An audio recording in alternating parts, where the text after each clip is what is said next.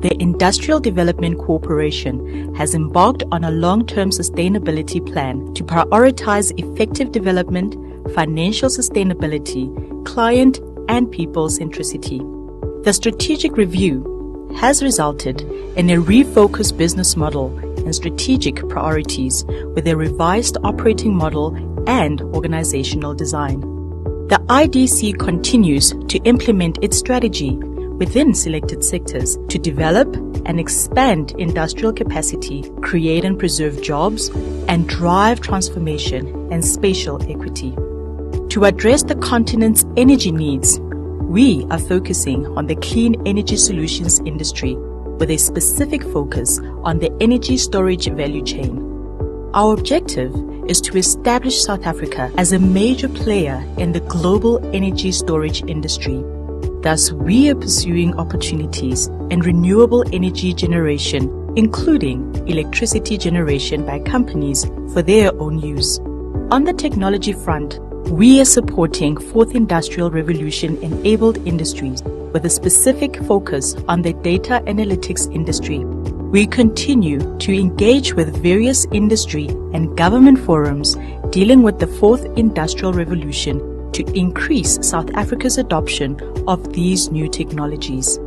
One of the beneficiaries of our funding is Data Profit, a company that uses machine learning technology to assist manufacturing enterprises reduce and eliminate defects and scrap rates in their processes. The Cape Town-based company develops unique software products that optimize manufacturing processes to reduce defects. In Stellenbosch, we have funded Mellowcabs, a local manufacturer of South African designed and developed light electric vehicles, a market with the potential to create new opportunities for local business worldwide.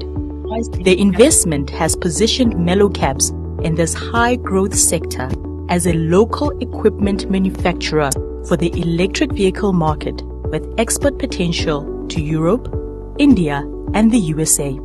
All Mellowcabs vehicles will be produced locally with some imported components. Final assembly and component manufacturing will be in-house to ensure reliable vehicles that benefit from continuous research and development. In the Free State, the IDC funded Kivali Chemicals. The company manufactures, distributes, and markets detergents, disinfectants, and water treatment and adhesives. The whole plant has been built with IDC funding. In Limpopo, Tzaneen, Blueberries established 17.5 hectares of blueberry plantations at its own cost. The company required additional funding for the completion of the development, which included funding to bring the existing plant to bearing stage, building the pack house, and procuring farming equipment. The IDC's funding for the project enabled the growth and continues to bear fruit for surrounding communities by delivering accessible jobs to the people of Tzaneen. In Mahikeng, Kgatelopele, an IDC-funded wellness center, assists patients with mental illness. This is the brainchild of 3 Mahikeng-based psychologists. The 32 beds facility with 35 employees works with patients from Mahikeng, Rustenburg, and surrounding areas. It caters for subacute illnesses, recovery and rehabilitation, chronic and palliative care, as well as psychiatric conditions that require hospitalization, with the growing workforce which mostly consists of female employees. The much-needed clinic is bringing new opportunities to the region. A group of female farmers from rural Umsinga in KwaZulu-Natal approached the corporation for assistance with setting up their own bakery. The IDC ensured the sustainability of the startup business by providing the farmers with an expert to assist with the feasibility study of their business proposal, which is now established and fully operational. Go Green Bakeries now supplies fresh bread to members of the surrounding communities at affordable prices. The 2 bakeries currently employ 14 women and 6 young men with potential for much more. We believe that businesses must take responsibility for the impact of their activities on people and the environment.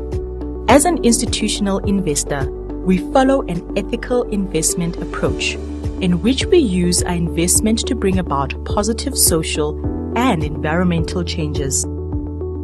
The Industrial Development Corporation, your partner in development finance.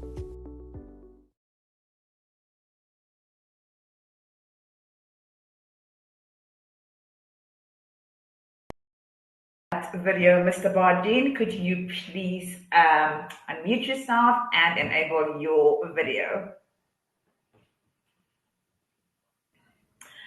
Again, we have really enjoyed that video, and until Mr. There we go, I can see Mr. Bardien, fantastic. Mr. Bardien, as I said backstage, if you would like to expand on that video while the delegates type their questions in the discuss button, let me know if you want to do that, and the floor is yours. I think one thing I'd like to add, Pearl, is that the IDC was established in 1940.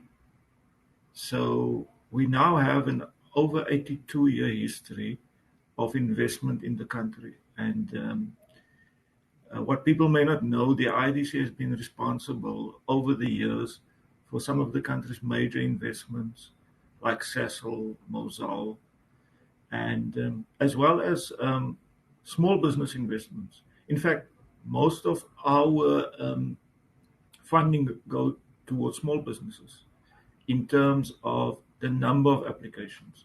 Although we would fund large business, and they obviously are sort of large transactions, but a lot of our funding goes to small business. In fact, where I'm sitting, I sit in the small business finance and regions office, and we typically fund small businesses up to 15 million rand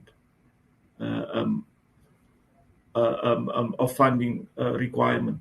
So yeah, and I think I note in the video they talk about how we've remodeled ourselves, and one of the key focus areas for us is in fact small businesses, because with the pandemic there's been a huge negative impact on the small business sector, and the IDC wants to get more involved with small businesses and support them, and hopefully develop them into sustainable business enterprises. I'll take any questions regarding the video or any questions people may have. So, go ahead, Paul. I'm sorry, as we go to the IDC for this, because in helping small businesses, we are contributing to the population. And I am sorry, I had interrupted you. Please to go on. It was quite bad, but I see there is a question, and from Cheslin Denman on the chat, and he's asking, is there an issue of friction when small businesses need to submit applications? So I guess maybe he's asking, I'm not sure what he means by friction. Maybe he's asking if we take a long time, or is it difficult for small businesses to apply?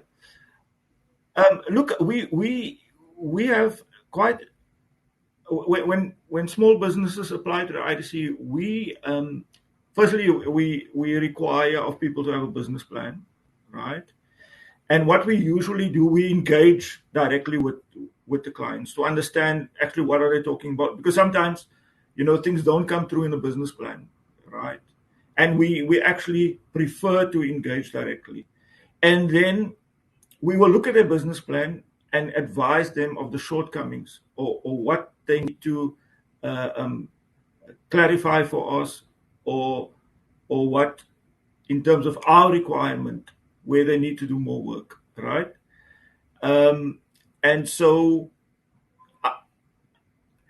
but generally we are geared to work with small businesses, and give them the sort of advice about applying to IDC. Um, yeah, I see the chat is running away from me, Paul. There's another one from. Sorry, can I go up here? From Reggie, I think I think Nike. that's maybe that will make it easier for you. And it's a grant or no information. Thank you, Reggie. Paul, I actually can't hear you. There's quite a bad line from your side. So I'm then. So I'll just go through some of the stuff on the chat. All right, Sure. if that's okay. Reggie Nike, what funding will qualify, and is it grant and loan or loan funding? So generally, IDC, we do mostly loan funding, but we do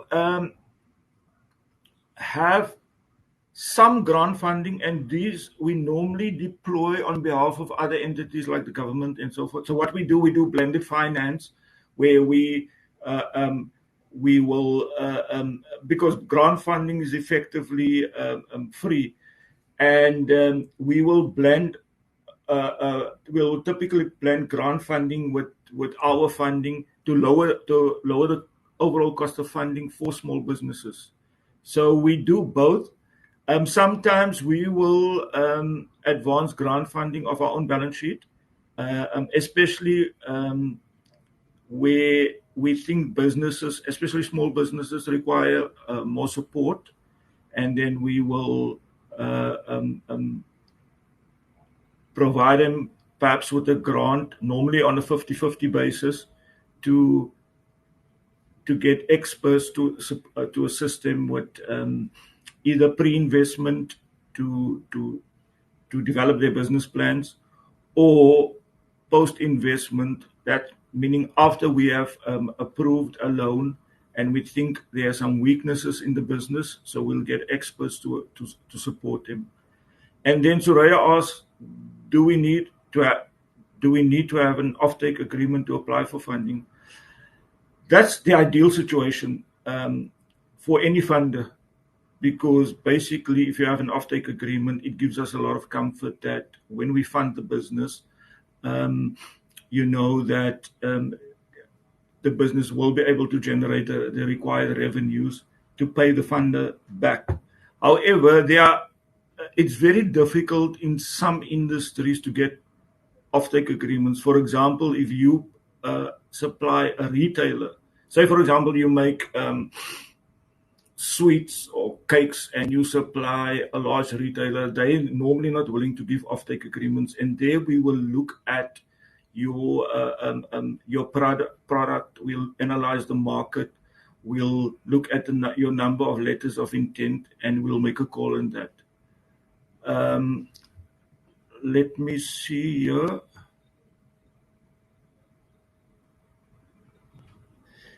I think it's from Claiborne Uppies.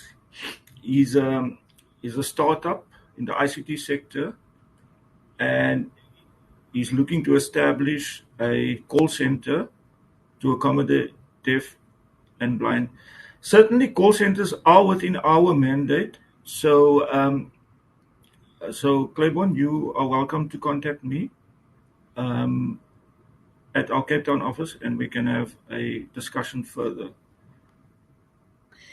Thank you so much, Mr. Bardien.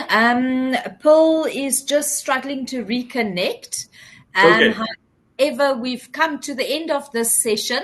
So what I will do is I will take a copy of the rest of the questions, and then we can just perhaps send them to you after the event, and you can reply in turn. Will that be That's okay? fine. That's fine. Excellent.